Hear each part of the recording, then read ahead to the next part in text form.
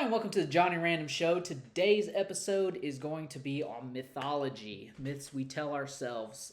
Okay, so mythologies is what we're going to talk about today. And basically, first of all, just want to talk about what is mythology and why is that the word we're using for this topic. Basically, a mythology is a story that a civilization or person tells themselves or each other about themselves as an origin story. So this kind of ties in to a topic that you should check out on our Biz Coach TN, where we talked about the 8-year-old that the voice inside your head. So go check that out. I think it would be a good starting place for this conversation. Put it in a link below or something. Yeah, we'll link it in here because it's helpful as well to think about that. But to zoom out, this is going to talk about. So I'm going to use the Mayflower myth and the colonial myth as examples, just to kind of help us start the conversation, and then we'll sort of zoom out even further from there and hone in on some different things. So the Mayflower myth is what I came up with this, right? Is that America was founded, we came over here on a Mayflower, we had a big picnic with the Native Americans, and we fought off the British and formed this country. It's great. And we have progressed through, a series of, we abolished slavery in the Civil War, and then now we had our first African American president, and everything's good. We're moving in the right direction. The inflation's out of control, but we got to make America great again, right? So this is kind of what I would call like the Mayflower myth, right? This is the story that a lot of people on the right side of the political aisle today tell themselves about America's founding, where we came from, who we are as a people, what our purpose is. So that's one side, right? Then there's the colonial myth, right? The colonial myth is America was founded on the back of slavery, and we did a lot of terrible things, and we've got to right the wrongs of the past, because this is the way we were founded on. This is the story. This is who we are. This is our DNA. We're a terribly flawed country, but filled with a lot of good people that want to progress in the right direction. So we want to move forward. We want to not going back. We're not going back to that colonial past. And so I grabbed the two phrases from the two political parties right now. I think the Harris campaign is not going back. We're not going back and make America great again. So those are the two sort of competing campaign slogans, and I think they're both based on this mythology of what the people are, the stories and the identity that they're telling themselves about each other. So we don't have a common foundational myth, which is, I think, why we're so divided as a country. So that where I'll start. Do you have any insights or thoughts on that? And then we'll talk about all kinds of myths here in a second. Yeah, I've done some thinking about it, and I've done some thinking about it today. I've been working on an article, and I've been actually working on it for the last couple of days, and I just can't quite get it refined. And so maybe this discussion will help a little bit.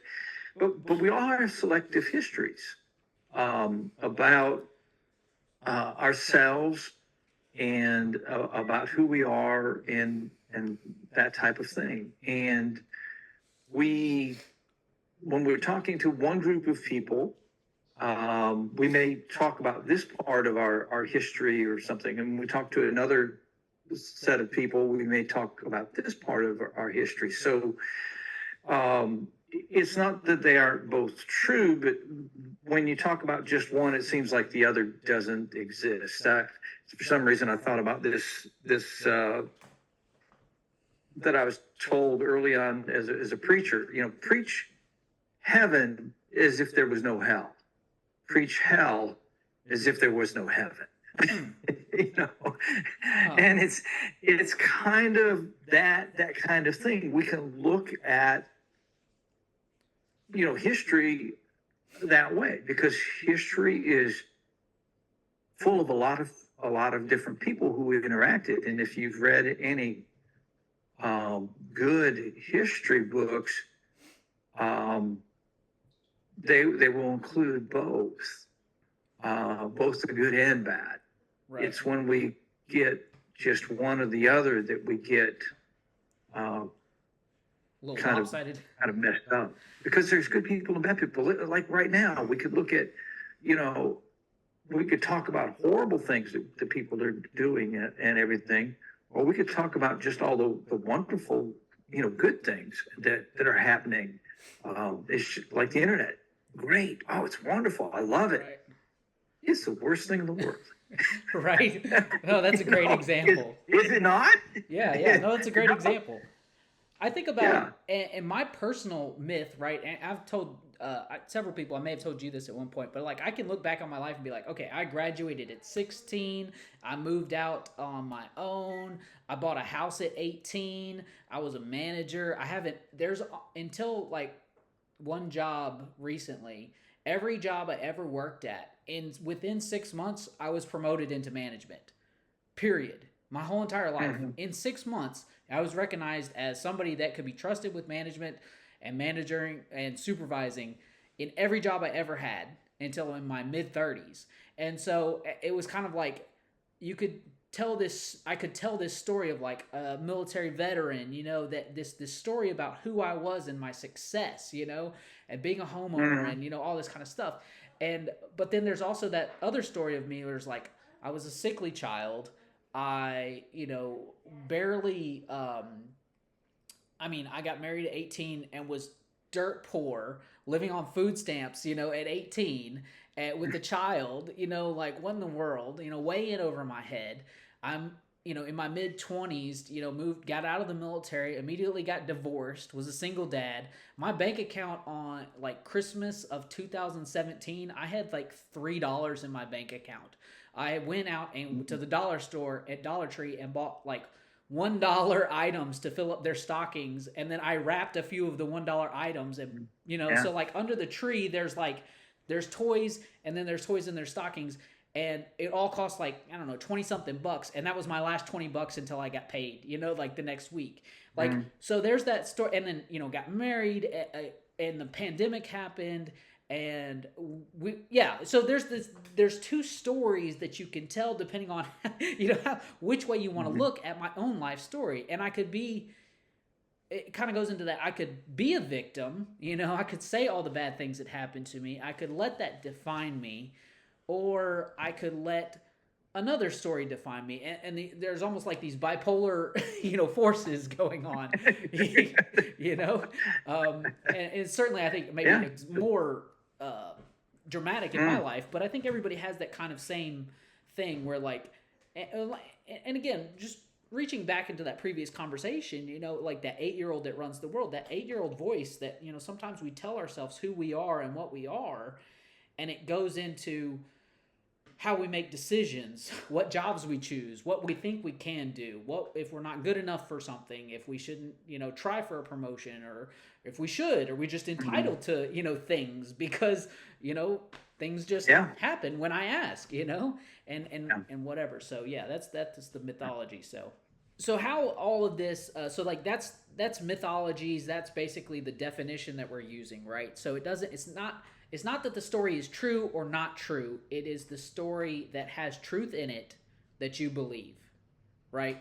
So that Mm-hmm. is what we're defining as myth. Because we often use the word myth as like the Greek mythology, like it's just made up fairy tales, right? That's how we use the term myth, and I don't think it's helpful to think about it that way, because I really think that the ancient Greek civilization thought about, used their mythology to make statements about who they were, what they were doing, what their purpose was, and where they were going as a culture. So just like we Mm-hmm. use the Mayflower and the colonial myth, they use those Greek mythologies to, as a societal, tell us who we are and where we're going. So that's why I Mm-hmm. think that the So myth. they're important. I think what society, um, history and how history is presented is is important. Are we going to accentuate the positive things, the things that were done well, so that we have an example of what we should be? And we think about this, and maybe it wasn't where you were going, but it is. Um, it reminds me of another blog that I did just a few days ago about a toboggan. Uh-huh. And I was 11 years old, Boy Scout. Um, Bunch of guys, we are out camping. It's wintertime. There's this beautiful hill. Somebody owns a toboggan. And, 8, 10 of us, how many ever got on that thing, went down the hill, and we knew there was a tree dead center of that field, but lots of space on either side. We start going down the hill, and we know that we all have to lean to avoid that tree, because the best path was, straight down, but then we wanted to turn off. And so somebody yelled, lean. Half of us leaned left, half of us leaned right, and that gummit, we hit the tree. you know? We did exactly what we didn't want to do. We were focused on what we didn't want. And there's a truth there too. Sometimes in this history, this myth, we've got to be careful how we present it, maybe. We want to be truthful. These things happen. These things are things we learn from. This is what the Civil War was about. This is what, cruelties and happened. But not everybody who owned slave was necessarily cruel. We have to understand, look at that as maturity, not as an 8-year-old who doesn't understand nuanced things. And I think sometimes people want to present history as if people aren't nuanced. Right. All of us have done stupid things, and we don't want to be remembered just for those things that we did poorly. Right. That time we got mad and cussed everybody out at the office. Not that I've done that. I haven't really. Believe me, I haven't. But I'm not above being capable of doing that. Right. And we've all done things poorly.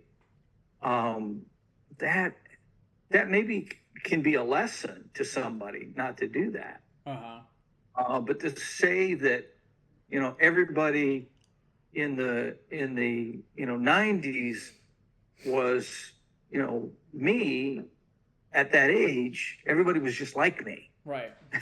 At my worst. So I think the discussion needs to be had about a nuanced history and what purpose it serves and at what grade is it served. Yeah, and that's why.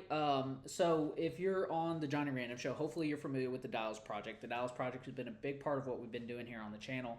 And so there's the political dials and the religious dials, or the Christianity dials. The Christianity dials has 5 dials: church, scripture, spirit, God or sovereignty, and the future or eschatology. That's the church or that's the Christian or religious dials, and we fleshed those out pretty good. We got a good handle on those. And then in the political dials, we had individual rights, the size of government, borders, social contract, and now I'm adding this myth. Originally, I was going to use the higher power, like what people think about the higher power, and I realized that this is actually a better placeholder for that, because it speaks to it encapsulates, I think, in the political landscape even more so, and I think this is where it fits better. So, and this was a recent addition, so that's why we're going into it a little bit. And you may want to go back and explain that we're talking about each one of these dials. You can go up and down on. You can lean more towards one end of the spectrum or the other end of the spectrum. And so you have 5 dials that each can be, moved in a certain direction. And then it kind of gives your worldview. Right, yeah. Of religion, or particularly Christianity. We're talking about Christianity, the dials there, and where you fall on that spectrum. In the same way with political, you have these 5 dials that has a spectrum for each of the dials that also kind of shows, where you are politically. So we can look at an individual and say, well, how do you rate this? You know, on a scale from 1 to 10, you know, where are you at on this dial? Where are you on the second dial? And it will help you sort out, you know, where you are and also your relationship to others as well. So it's a relational dial in that regard. And again, the reasoning, like you said, that's great explanation. And I think, like, even back further than that, the why, right? Why have these dials? What is this talking about? Is because right now you have the political compass is the only way to figure out if you're left, right, libertarian, socialist, whatever you are. And it's just you plot yourself on this graph. And to me, it's a terrible representation. So this is like it's like a personality test or the political compass, but it gives you 5 different dials where you can see where you're at. Like that was explaining 1 through 10 on Yeah, those it's very dials, nuanced. and give you that nuanced. And at the end of the day, it doesn't tell you if you're a Republican or Democrat or whatever you are. It gives you so much more of a picture on who you are. And just like with the church dials and Christianity dials, there's what 200 denominations of churches, but this helps you understand and categorize and be able to figure out where you are in the midst of all of that, and really boils it down and helps you. So where in political parties you only have 2 sides, right, left or right, this gives you 5 different settings to work with and helps you understand politics better. Whereas religion is like 200 things to choose from, and this gives you 5 things to wrap your head around. So both of them, where the political dials expands your like paradigm, Overton window, the Christian dials kind of shrinks it down and helps you like focus it. So they kind of have different ways, but both of these are hopefully going to help move the conversation forward in a very healthy way. So great tool. So that's looking for that book. Tool is right. I'm waiting on that book too. I need to get some money and hire a ghostwriter. And we need to get a good a graphic. Yeah, we do need to dials, each of the dials as well. Figure out how to do that. And I think this is really the missing link to both of these that I think has been missing the whole time, that I really think helps. I think all the meat, all the skeleton is there, and a lot of the meat, we just got to put the skin on it and make it into a book, really. So that's my project for my life project, probably. So, but yeah, lastly, let's talk about floods here. Floods. I read the word flood because anyway on my page. But talk about mythologies and how those have historically shaped things and why this is so important as a topic. So we kind of went into it a little bit with the Greek mythology and understanding that that's what they believed about themselves. And so that gave them explanatory power for who they were and what they were as a society, what their values were, number one, and what they were going to do. Then you have like the Bible that presents in the first 11 chapters very clearly people aren't going to like that I call this a myth, right? Because when we think of myth, we think of fairy tales, right? The term myth seems like, okay, this is fake. It's not real. Don't think of it that way, right? Okay, so think about it as the Genesis, especially the first couple chapters with God created the world in 7 days. He didn't have to slay a Leviathan to do it, right? That's explicit. He uses words.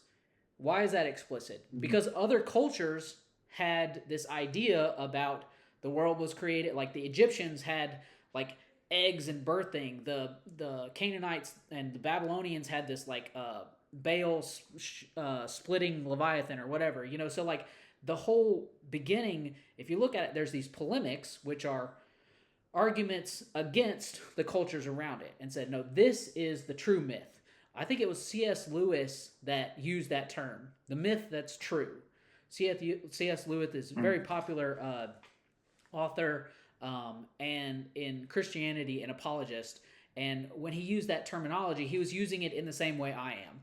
He said, this is the myth that, and using it in that, it has explanatory power for a civilization and culture. And he said, this is the one that's true.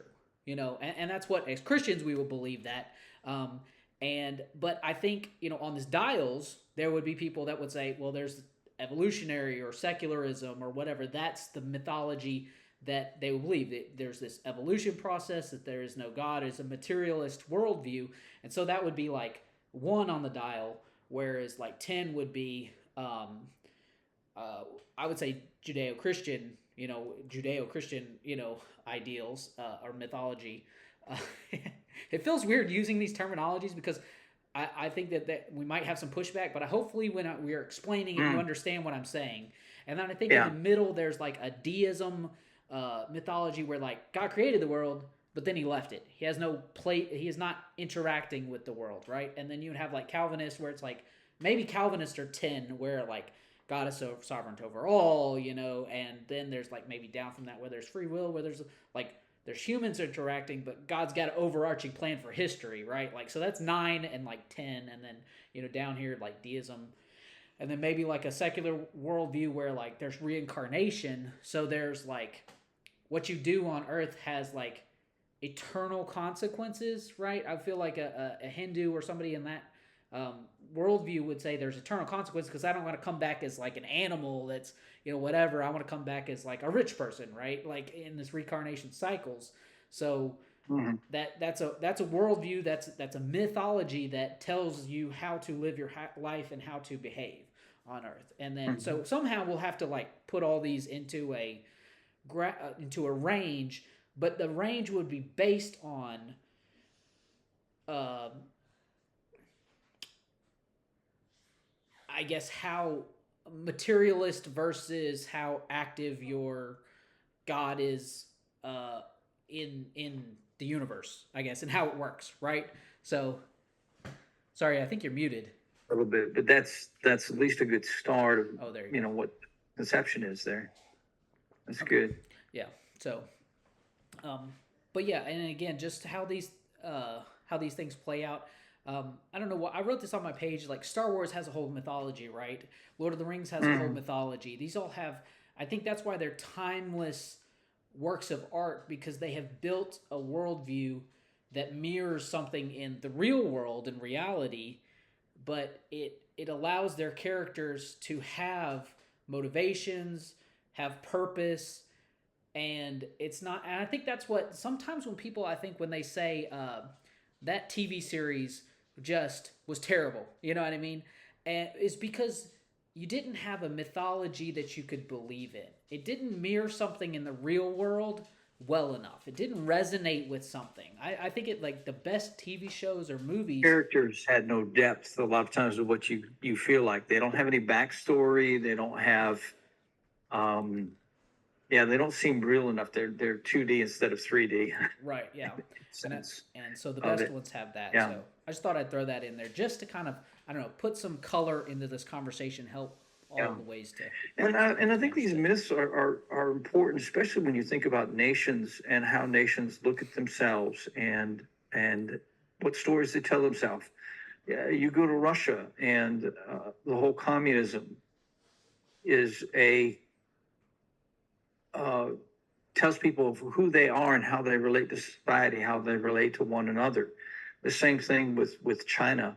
I've been reading a book for a couple of weeks now. I've been reading kind of slowly. Reading 2 books, but one is called The Winds of War, and a big part of this book is trying to explain who the Germans are in the 1930s and 1940s, Hmm. and why Hitler could rise to the power that he did. And Hitler's a philosopher. He has a philosophy. He has a myth that he is telling the people about the German society and that all Germans should, group together. And even England, he wanted to conquer England, but he didn't want to destroy England because they were like kindred. You know, they Hmm. they were Germanic people in some ways. They Huh. were part of the German. And they should be brought into the fold. And he thought that they would get that. And a lot of Germans, a lot of Englanders did actually were pro German. Uh huh. Even a lot of Americans were very pro German and had that connection. And the philosophy that Hitler was espousing, they resonated with that. That's that story, that myth. Yeah. And so they are very powerful, um, just like they are to us individually. Whether we started off this, you know, uh, YouTube video, talking about our own personal history and how we look at ourselves. It's the same thing with society and history. It is that saying, the stories we tell ourselves, the lies we tell ourselves. I Yeah. really am so excited because I think this is the cherry on the just like the Christian Dials. When we got to eschatology, I think we did all these different brainstorming episodes, and we got to eschatology, and I feel like this is the one where everybody got it. Like, even though maybe we were struggling along the way to, like, what are you talking about, John Mark? Like, what's going on? Like, but I think when it's like eschatology, okay, the future hope, how that looks, is the millennial kingdom now, or is it way off in the distant future? What does this look like? How that picture painted in the rest of it, and it was like, oh, this makes sense. This is actually really useful, and you've built up to it. Whereas I think this is kind of like mythology being the last step in the political dials is feels like the same thing to me. There was always something missing. It had explanatory power, I think, with the size of government, individual rights, social contract, borders. I think those were all important foundational things. But then the mythology is like, boom, oh yeah, and your story that you believe about yourself also makes all this stuff really important. Like Uh-huh. really important. Worldview, philosophy, Yeah, yeah, it yeah. all ties together. So that's really exciting. So that'll wrap up this mythology episode, and I am really excited to be back in it and that we've gotten this all done. So thank you, Dad, for indulging in this conversation.